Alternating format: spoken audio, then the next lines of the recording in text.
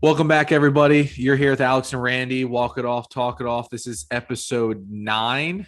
Another catch up, get you up to speed video. Nothing too crazy. We're gonna talk about some of the trades that we have thought paid off. Shout out Masahiro Tanaka winning gold, USA getting silver in the Olympics, and all some other news and notes, and look back on some of our predictions. So let's get it rolling.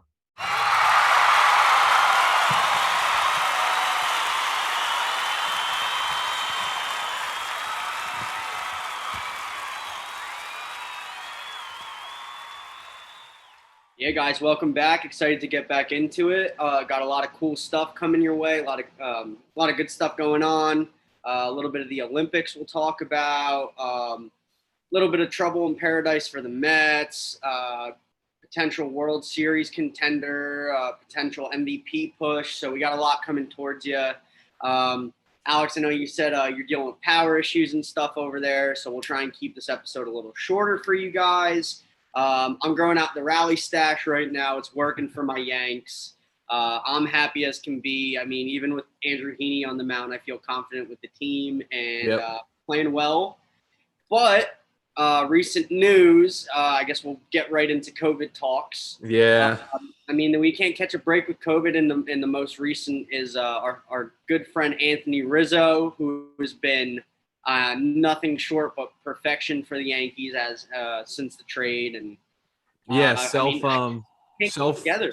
Yeah, self-proclaimed, and I say self-proclaimed because I did it. Self-proclaimed captain, co-captain Anthony Rizzo. Other co-captain is Rougned Odor. So the new New York Yankees are getting hit by the COVID pretty hard. I don't know what happened. Aaron Boone came out and was like, oh well, we spent 2 weeks in Florida, and I was like, okay, that's nonsense because we have two professional teams down there and they're both fine. People live in Florida and they're doing fine.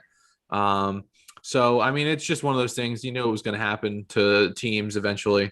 So it just Yeah, sucks that Rizzo has it now on his 32nd birthday, nonetheless, which is as today. I mean, he's been as hot as it comes, and we were talking before this, like he's not vaccinated. He's very open about his decision on not being vaccinated. He's a cancer survivor. Um, and I mean, you got to respect the guy's decision. But at the end of the day, is it playing into what's going on with all this COVID stuff? I mean, Higgy and Judge aren't vaccinated as far as I know, and they both came down with it. And But I know, there are vaccinated people around the world and athletes, baseball players that are getting it too. right. So I mean, it's just that, I know some of the vaccinations, like off the top of my head, I remember reading an article about Pfizer, how that's like 88% effective or up to 88% effective against the Delta variant. And the difference between vaccinated and unvaccinated is, if you're vaccinated, you're not going to be in the hospital. So I hope Rizzo's a cancer survivor, so he's already immunocompromised. I just hope that he's okay. Hope that he's like asymptomatic or minimal symptoms, and I hope that he can Yeah. get back as soon as possible. And same with Monty and Cole and honestly everybody else that's on the IL, whether around the whole league. I know Trey Turner has been on there. I just want everybody to come back. This I mean, putting a damper on our days. yeah, I mean, and I say it because us being Yankees fan, I highlight it. That the Yankees have gotten quite a few cases, but every team around the league's dealt with it.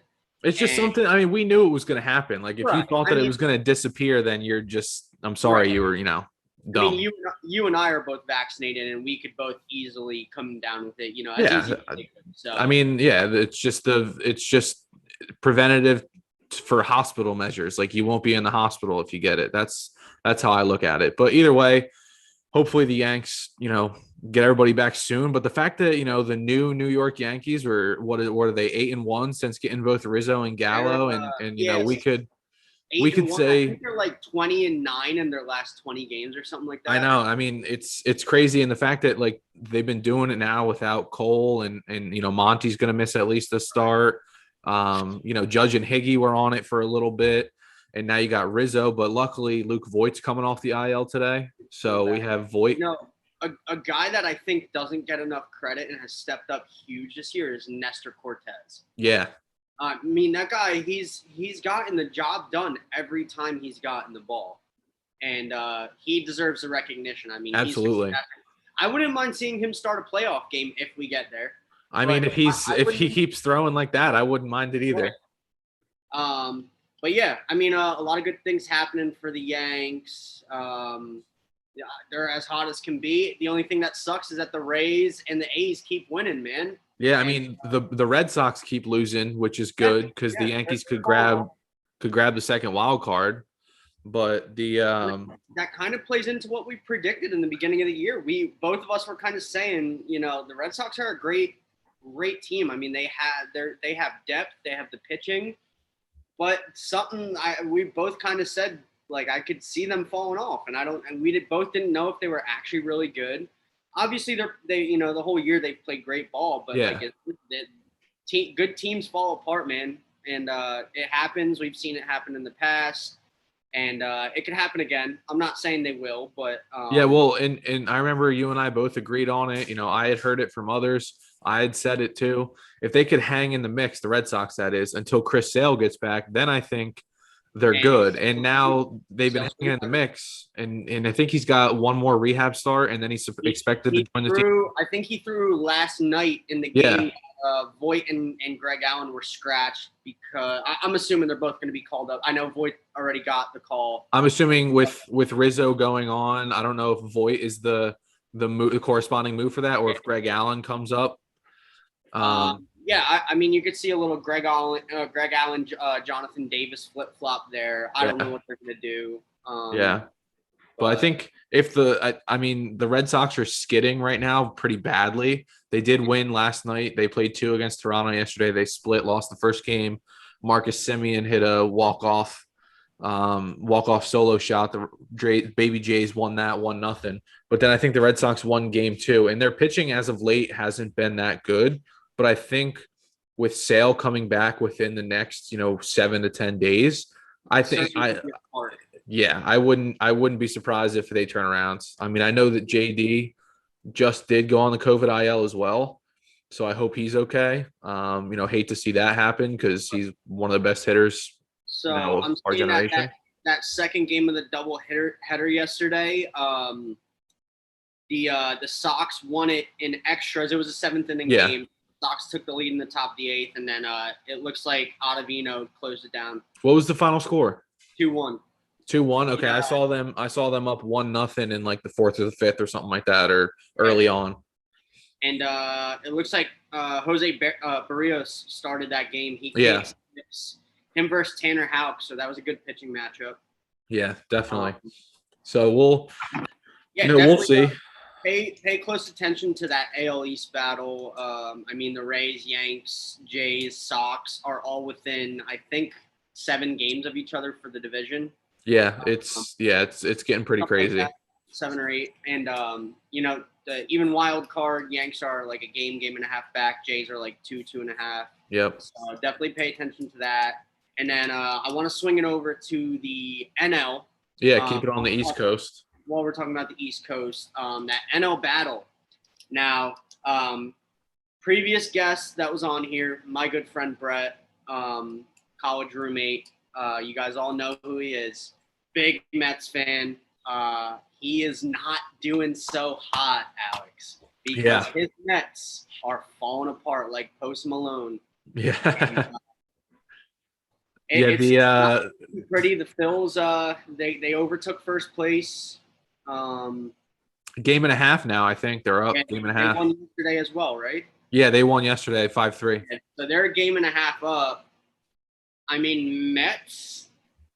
They're 6 games out in the wild card, man. So if they don't win that division, the NL East. That might be one. NL East is either win the division or you're not making playoffs this year. Right. And we'll both go back on. I wanted to go back onto our predictions. If you guys tuned into our first episode ever, it was a lot of fun doing the predictions. You and I both predicted the Braves to win that division, and the Braves are only 2 games out of first.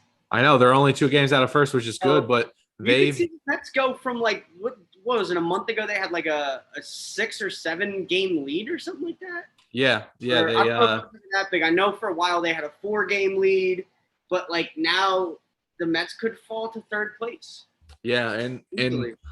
the Braves have been doing this whole, I mean, up until recently they had like a string. I don't know how long the games were, but they were on a streak of loss, win, loss, win, loss, Yeah, win. And I kid you not, like it was at least like a 20, 25 game streak where they were losing a game, coming back, winning the next day, then losing. Like they right. could not, there was no consistency other than the fact that every other game they were going to lose.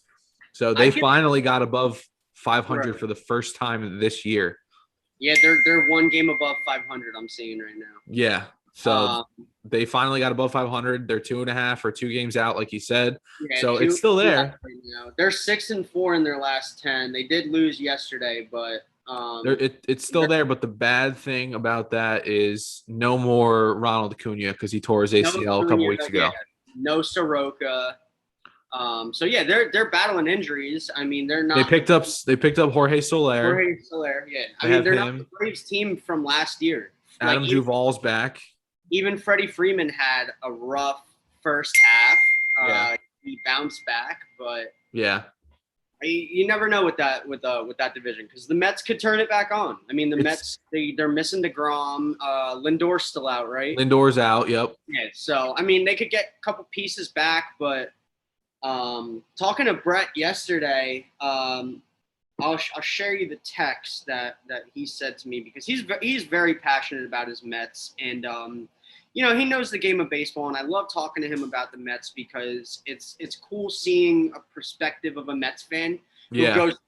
goes through the same thing every year. Yeah. Yeah. And, True. so this is what he said to me. We were talking about how earlier in the season the Mets had bench guys stepping up, and what he said is he said earlier this season, maybe 2 months ago, the Mets had bench players in almost every position, and we go on a run. We get first place, and we get our starters back, and now we are getting shut down by the Reds, Marlins, Phillies, and the Pirates. And just because DeGrom is hurt doesn't mean they have an excuse. How are you not running through a wall for every single game? And I mean that's spot on because in a division that's that close and we're in the last quarter of the season, Yeah. you really should be running through a wall. They got guys at the deadline. They got Baez. They got Rich Hill. Yeah, DeGrom's been out, and that's a big hit. But I mean, you have guys like Stroman and Taijuan Walker who've been doing it all year, and I don't know. Yep. I think maybe it's their bullpen. Maybe it's the offense that just. I've watched a couple of the games. Like I watched yesterday's game.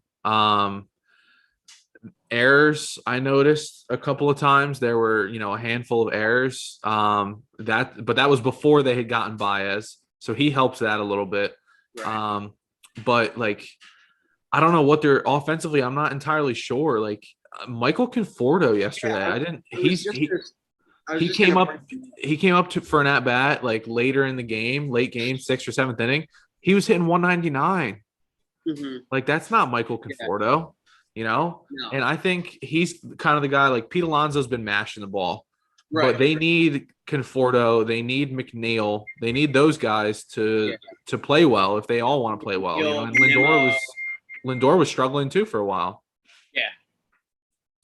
Yeah. I mean, you can't. I feel like what happened was they got reliant on those bench guys that were stepping up, and it seemed like the bench guys were doing the right things and they were hot and the pitching was there.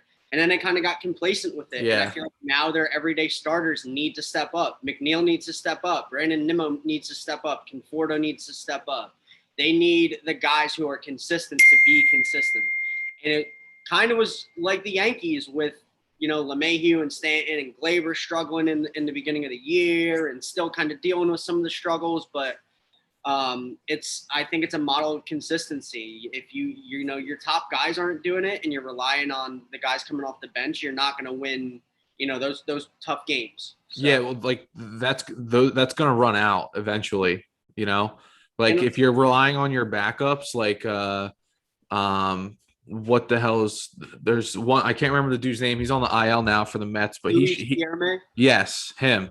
Guillermo, whatever. He filled in for Lindor when Lindor first got hurt. He was lighting the world on fire, but like Yeah. he's not an everyday player. That's not what he does. It's like when I hate to, like always talk about the Yankees, but it's like when Gary would struggle and Romine came in or Higgy Yeah. came in and played well. I'm like, yeah, this is awesome, but like these guys are backup catchers. Right. They're not everyday You would catchers. hear fans, "Oh, Higgy should be starting." Like, nah, Yeah, dude, he's a no, backup player. Like, that's his role.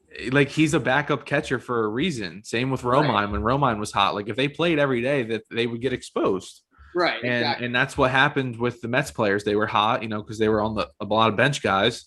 But when they get their starters back and Lindor and McNeil and everybody, and the only one that's hitting is Pete Alonso, then there's nothing that they can really do about that. I'm interested to see though what happens when Lindor comes back because he's playing shortstop. Does Baez move to second or does he move to third? Because you got McNeil who can play second. Yeah, I think you'll see him move to second, and I think they'll throw McNeil at third. You think so? Yeah. Because Javi up the middle, you need him up the middle. That's what I'm thinking too. His tags and his like playmaking ability, you need him in a position where he can have range. I mean, I know he's got a cannon, so he can play third. Like easily, he could definitely play third. But shortstop and second base are very similar. Like if you can play one, you can play the other. That's usually how it is. Whereas like if you play second base or shortstop, it's harder to make the adjustment to play third. Right. You're not saying you can't do it because it's definitely doable, but it's easier to flop between short and second than it is from short to third or second to third. Yeah.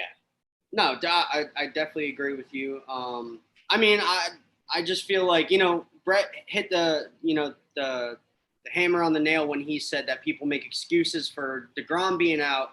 DeGrom throws 1 out of every 5 days. Every 5th day. It's not him being out has no. I mean, it has an impact, but it's not a decision making impact where him starting 1 game a week is not going to get you to the playoffs. You need consistency all around.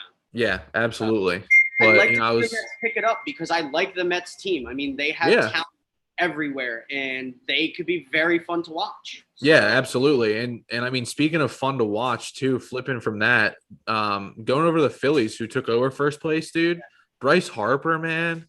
We've talked about this before. We stand Bryce Harper. We love Bryce. We think he gets a bad rap for no reason whatsoever.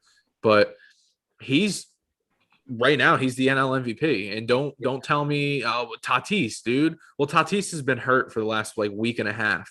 And he's not putting up numbers that Bryce is putting up either. Bryce is hitting over 300. He's got a slugging that's like north of 550 or something or close to it. Like Bryce is absolutely mashing baseballs right now. And he's the front runner. In my opinion, he should win NL MVP. In my book, he's the MVP, B standing for Big Daddy Bryce, because he is the most valuable. I mean, if the Phils end up winning that division, Bryce Harper's the MVP. And absolutely. Even if they lose the division, what he's doing this year, and the fact that it's so underlooked because you have Tatis, because you have, even swinging to the AL guys like Ohtani doing what they're doing, you don't understand that. You don't look at Bryce and say, oh, he's the young electric guy anymore. Yeah, he's electric, but he's not. He's not that Tatis level. But what he's doing is nuts. So. I mean, okay, so dude's been in the league 10 years. Yeah. All right. I'm tired of this overrated nonsense. This is his career slash line. Career 278 hitter. Mm-hmm. Career 389 OBP. Career 517 slug. Career 906 OPS and a 140 OPS plus. Again, OPS plus is 100 is league average. So he's 40 points better than your average major league hitter. I mean, currently he's slashing 302, 413, 563 with a 976 OPS and a 165 OPS plus. I'm tired of the overrated stuff. He's not overrated. Listen, we've said it once. We're going to say it again. This is a Bryce Harper pod. We stand Bryce. Give the guy his freaking credit, man. He's been doing it for 10 years now. Dude, yes. Like, ever since he joined the Phillies, like, okay, he hasn't made an all-star team yet, Okay, whatever, that's fine. But he's like 2019, his first year, OPS of 882. Okay, Mhm. that's well above league average. 962 OPS last year. He led the league in walks last year with 49. He had 43 strikeouts. He walked more than he struck out last year. Granted, 60 game season. I don't think he's ever done that before. He hasn't in his major league season, in his major league career. Reminiscence of Barry Bonds. But yeah, like he hasn't walked more than he struck out in his major league career except for last year, and it was a 60 game season. But I mean, first year with the Phillies, he had 35 bombs and had 114 RBI. Like it's not his fault that they're bad. And now they're finally coming around, and I love to see it. I love it because I love 100%. Bryce. I love JT. Yeah. I like to see Joe Girardi doing well. I like Alec Boehm. I like, dude, that addition of Kyle Gibson has been huge for the Phils. Yeah. He pitched the other day. With Nola struggling, dude. Yep. That's huge because Wheeler's been dealing all year, and Gibson is like the spark that they needed, man. That's a big front three. If Nola could figure it out come playoff time and they're there, they can compete with anyone, man. Yep. They really can. I agree completely. But I mean, the Bryce slander always makes me laugh. Like we have a friend, Tim, mutual friend, and he's one of our closest buddies, but he likes to bust our balls about sports and stuff, and it's always fun. And he brought up the one time the Curse of the MLB the Show cover. Do you remember that? Yeah. And I thought it was the funniest thing ever because the first guy he mentioned was Bryce Harper. Yeah. And we both looked up Bryce's numbers the year he was on the cover, and the dude hit like 38 home runs, 115 RBIs, batted like 285. I was like, dude, what are you talking about? Like this Bryce Gander is nonsense, man. The dude has earned his stripes. And I think a lot of it is because when he came up with Trout, he was supposed to be like the hot commodity. Well, he's number one. He was number one overall pick. He's the 1-1.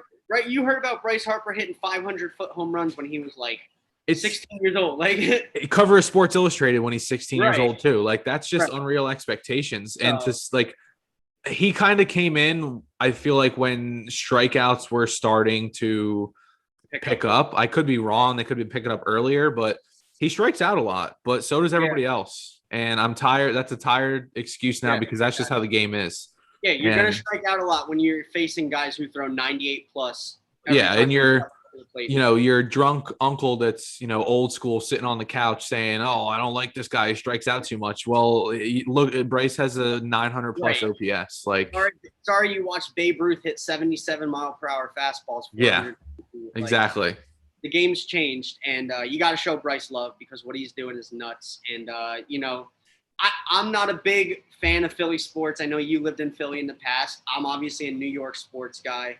And I'm not the biggest fan of the Phils, whatever, but I love their roster and I love Bryce. So I'm glad to see him doing well. And, if them and the Yanks both meet up, hopefully we could get a little rerun and see them in the World Series and spank them again. So yeah. Yeah, no, I'm honestly, I pull for the Phillies on the low because I love Nola, I love Wheeler, all that stuff. So, Bryce, everything. My brew crew, because I and I've mentioned on the pod in the past, I was a huge Prince Fielder fan. So that I guess that'll bring us into our next segment. Is a team that I wanted to talk about is the Brewers. Yep. Can they make a World Series push?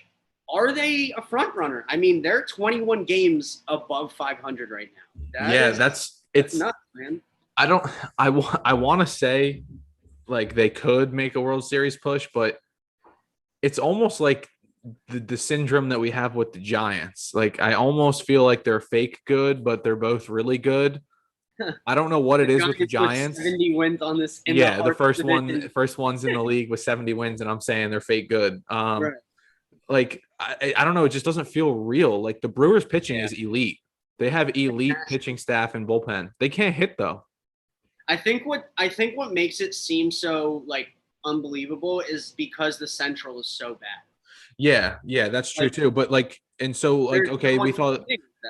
Yeah, and the Brewers took over a little bit, which is fine, but you wouldn't think that they'd be 20, 21 games over 500. You think Exactly. that they'd be like it'd be like the NL East, Right. where teams are like 5 or less games over 500 or less than 10 games over 500. So it's it's interesting. Like I said, the only thing to me that gets me with the Brewers is they really can't hit much at all. I remember at one point they had like the lowest team batting average in the league. They were hitting like barely 200. Right. But I mean that was months ago. So obviously that things have changed. Yeah, But I mean, I've seen like the acquisition of Rowdy Tellez. I mean, that dude's been hitting freaking light tower home runs. dude, I don't know, like he came up with the Jays too, and like he didn't do anything with Yeah. the Jays. He was No, he like didn't. he He was was very struggling, and it was like sad to see because we all, I mean, at least you and I knew like what he was capable of because yeah. we'd read about him, we'd heard Right. about Right. him. But now Big he's lefty. Like yeah, but he's doing that now in yeah. Milwaukee. So I don't know, Yeah. change of They, scenery. and who they got Eduardo Escobar as well. Yeah, he played first base for them the other day. Yeah, man. Like I'm like, they made some low key like yeah, fire acquisitions. Like yeah. so, and I mean, dude, the emergence of Freddie Peralta, I know we've said it in the past, like that their pitching staff is so good that like they might not need to score that many runs. that's the thing. Like you only got to score 1 run to win when your pitching staff is giving up Right. 0. When Burns and Woodruff are going back-to-back days and giving up like 1 run Yeah, over like 16 innings. You only like, got to score 2. Like exactly. it's like it's like the whole thing when we say like, oh well, you put it before the Kansas City Chiefs won the Super Bowl when they had their bad defense, but Mahomes was up and coming, and like, okay, the Chiefs are good. Like they're going to give up 49 points, but they're going to score 50. That's usually what you look at with things like, okay, yeah, these guys can't pitch like the Yankees. The Yankees, will give up 10, but they'll score 11. Exactly. But the Brewers are the opposite. The Brewers will give up 1 and they'll barely score 2. Right. So it's kind of like the A's. Like it's kind of boring. Yeah. But at the same time, it's like, all right, you don't realize how amazing it is that like Woodruff, Burns, Peralta, they're going out and they're shoving. Like they're giving up like 3 runs in a weekend. Yeah, it's crazy. Like when you grow into the game and you see and like you mature and watching baseball, you're like, wow, this dude's throwing a gem. It might not be exciting, but it's beautiful to watch because it's amazing baseball. Yeah, I think they're playing the Giants this weekend, I think, right? I'm pretty sure the Giants beat them last night. Yeah, they're playing the Giants. Cueto versus Brett Anderson today. Brett Anderson's got a sneaky good this year. He's got a sub-4 ERA. Low key. He's another guy who's been they Giants won in extra. Dude, the Giants scored. This is the rubber game then. This is the rubber game of the 3-game set. Listen to this. It was 9-6 the Giants won. Going into the 9th, it was it was 2-1 Brewers going into the 9th. Giants tie it up in the 9th. They score 3 in the 10th. The Brewers score 3 in the 10th. Yep. And they score 4. The Giants score 4 in the 11th, and they end up holding the Brewers to 1 in the 11th, and they win at 9-6. Dude, they scored 8 of their 9 runs in extras. That's nuts. That's man. crazy. That's nuts. Well, you want to know why it was 2-1 Brewers? Because Brandon Woodruff pitched 6 innings, 1 run, 1 walk, 8 punchies. Good Lord. So face Aaron Sanchez. Well, and our man KB, Chris Bryant, making an impact with the Giants. He had a big hit last night. He went 3 for 4, 2 walks, and RBI. Yeah, and speaking of him, actually, our guy Willie Adames homered last. Yeah, night. He hit a big homer too. I think he hit the home run. He hit a home run in the bottom of the 4th. He hit a home run in the 10th to tie it at 5. Oh, was it the 10th? Okay, yeah, it was the 10th. I knew it was a big home run. I thought I watched the replay and I didn't think anybody was on base, which might not have been, but it was in the 10th. Then he tied it. Yeah. Brandon Belt homered twice. Yeah, so I mean, that's a fun series to watch. The rubber game was today. I was busy yesterday, so I wish I knew that was going on. I wish I didn't even know that. I wasn't paying attention, but I didn't even notice that. But today they play at 2:10. Yeah. So I'll be 100% watching that because flipping between that and the Yanks. Right. But We yeah, I got mean, I like the Brewers, dude. we got some crosstown series going on right now too. The Sox, Cubs, and the Dodgers, Angels.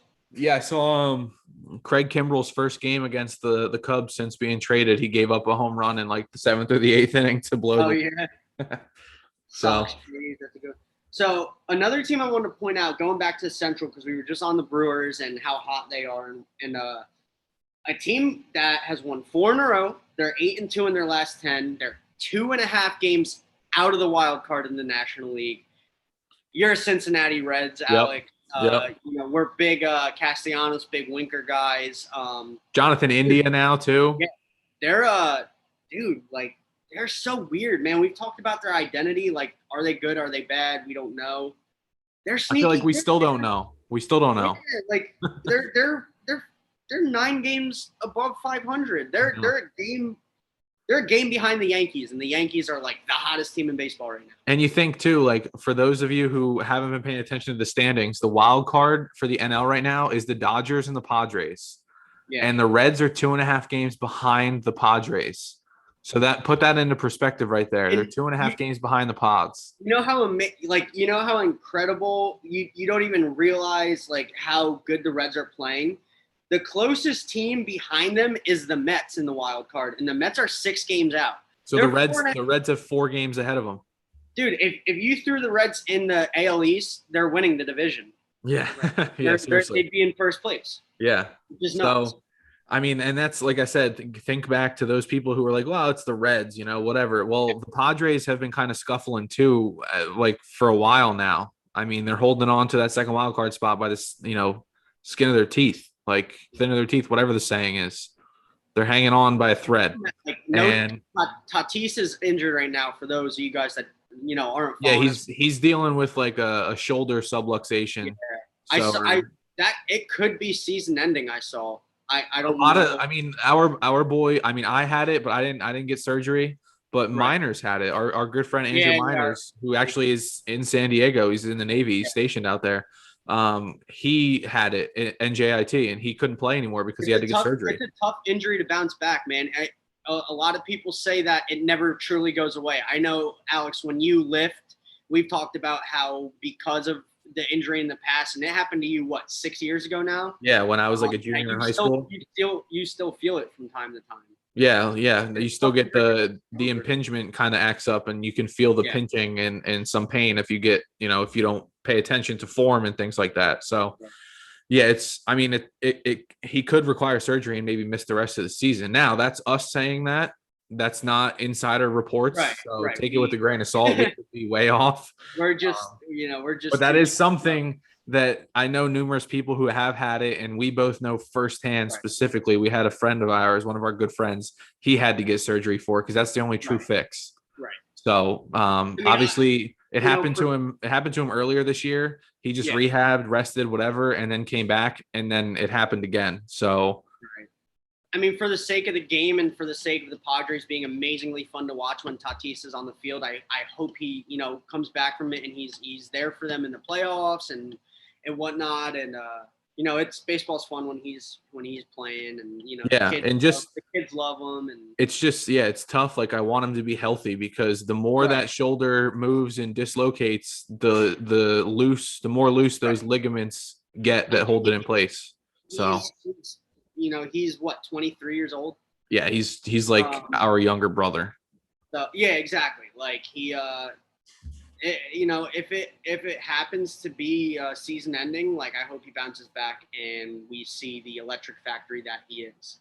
Yeah, and I'd rather see a long future from him than him risk coming back this year early and hurting it. The Padres got a bright future with all the pitching that they have. I mean, Yu Darvish had a good start last night.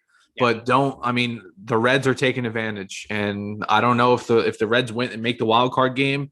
I don't think they beat the Dodgers. They'll probably get smoked, but you really never know. But you never know. I say that now and then. Fast forward, first couple weeks of October, and the Reds beat the Dodgers like 3-2 or something. So, but yeah, we'll see what happens. Keep an eye on the Reds though. They're not going down without a fight. I know. Did you predict the Brewers to win the NL Central? I did. Yeah, I Okay, did. I predicted the Cardinals, but Yeah. I thought it would be between the Cubs and the Cardinals. And look where we're at now. It's between the Brewers and the Right. Reds. Right. Like I remember, I just remembered this before the season started. Like this had to have been in like December, like around winter meetings, like maybe right before spring training. I took a bet on FanDuel, the Reds under on wins. I don't remember I think it was 80 and a half. Ooh. So it's not looking too good for me. I said there's no, or maybe it was higher. Maybe it was like 83 or 85 and a half or something like that. They got what, 50 something games left to play, and they only Yeah. need 21 wins to cover Yeah. that. So, I mean, they could win 20 games in a month. So, Yeah, exactly. it's not looking too good for me with that. I took the They've under. won I'm like, the last 10. So I literally remember looking at that and chuckling like this is a lock. that's As right. we do with all of our bets, if you don't. I did the same thing. I locked in DJ LeMahieu to hit over 295, which I was like, that's a given. Yeah. The dude hit like three. You're like 360 last year. 364 or something last year. I was like, that's a lock. He's hitting over 295 and he's hitting like 270 right now. So yeah, if that, he might be like high 260s. Yeah. So yeah, it's right. We both might be losing money, as that's what we do. We lose more money than we make on those things. We keep going back to it for some damn reason. Yeah, so it's not fun, but I literally remember looking at that and I was like, dude, the Reds stink. I'm like, this is so easy. I think I put like maybe 10 on it to win like 20 or 15, so nothing crazy, but I was like, this is easy money. And now the Reds are like, you're an asshole, like you're dumb. So and then I mean before we wrap this up, because I think we pretty much covered a lot of the stuff we want to talk about. Just a couple trades that have been paying off. Rizzo for the Yanks had his role of what he drive. I think he drove a run in his first 7 games. Yeah, 6 or 7 games, like first person to ever do that. He homered in like 3 or 4 of them. Yeah. So he's been hot. Max Scherzer had 10 Ks for the Dodgers in his first start. And then Baez, Rizzo, and Bryant, all former Cubs, all homered in their team debuts. If you guys don't follow, Rizzo went to the Yankees. Baez went to the Mets. Chris Bryant went to the first place San Francisco Giants. So a lot of good stuff going around there. I mean, give opportunities to the other guys that got traded. I'm sure they're all gonna, it's all gonna pay off. I know. Yeah. Like I mentioned before, Jose Barrios threw last night and he threw well. He's had 2 good starts in a row for the Blue Jays. Yeah. Kyle Gibson, same thing with the Phils. Right. I mean, you also have guys like Andrew Heaney who came over the Yanks, and he's given up, what is it? He's being himself. 7 home runs in like 9 innings or something like that. Yeah, he's doing what we probably all us that watch it closely kind of expected him to do. Right. So and then before we end this, a big shout out to our guy. We miss you in pinstripes, Masahiro Tanaka. He won gold in the Olympics for Team Japan. He didn't throw in that gold game against Team USA, but obviously he was a big factor. He pitched against them in the quarterfinal match. Yep. And glad to see my guy bringing it home for his country. Japan's first gold medal in baseball. So good for them. USA getting the silver. So always fun to see. I'll take it. Our guys competing, if we're gonna lose, I'm glad we lost to Tanaka and his guys over there. So yeah, I'll take silver too. Yeah, so I mean, shout out to them. We had Eddie Alvarez has medaled in 2 different sports. Yeah, sixth person in history to medal in both the winter and summer Olympics. Absolutely phenomenal. I mean, you got dudes like Edwin. Talk about athletes. Yeah. You got dudes like Edwin Jackson, who played for like 16 MLB teams, going over and winning a medal. Dave Robertson coming back after he missed like all of last year with injuries. And then you got like guys like Tristan Casas, who's like Red Sox got a future first baseman right there. Yeah, he's a big. You got guys in the minors who like Shane Boz. He plays for the Rays. He's a big prospect. Yeah, he's a stud. He throws hard as hell, movement on all his pitches. Yeah. So it's cool to see our guys, medaling and stuff. Would have liked to get the gold, but shout out Japan for that. Yeah. The Olympics has been fun. I know we're a baseball pod, but shout out the basketball team too. We're NBA fans over here too. I'm a big Brooklyn Nets fan, so good to see my guy KD doing historical shit. Yeah, not only that, and then he signed a 4-year, like $190 million extension. $900 million extension. Not really, but he got the bag, and hopefully he brings a trophy to Brooklyn. I was gonna say all that money just to lose to LeBron, AD, and all of them over in LA. Yeah. So the 32 plus you have to be 32 years old to play for the Lakers. Yeah, we're the seniors only, no freshmen allowed. Yeah, right. That's funny. Well, yeah, Yanks go for the series sweep today, so tune into that one. That'll make it 7 in a row. 7 in a row. I saw our guy Luis Gill is getting the start today. He got called back up. So yeah, he's making the start. So that should electric. His stuff is absolutely nasty. That should be fun to watch. So keep an eye out for that. Again, we mentioned Brewers Giants are on at 2:10 Eastern. That's another good one. That's a rubber match. James is another good one too. The winner of that takes the series. Mets Phillies play I think a finale today too. The Phillies have taken the first 2 out of 3. Yep. So that'll be interesting. And keep an eye on the Blue Jays and the Red Sox and whatever the Braves, whoever they're playing too. I think they're playing the Nationals. So okay, yeah. So whatever, but Alex, always a pleasure doing these episodes with you. Yes, sir.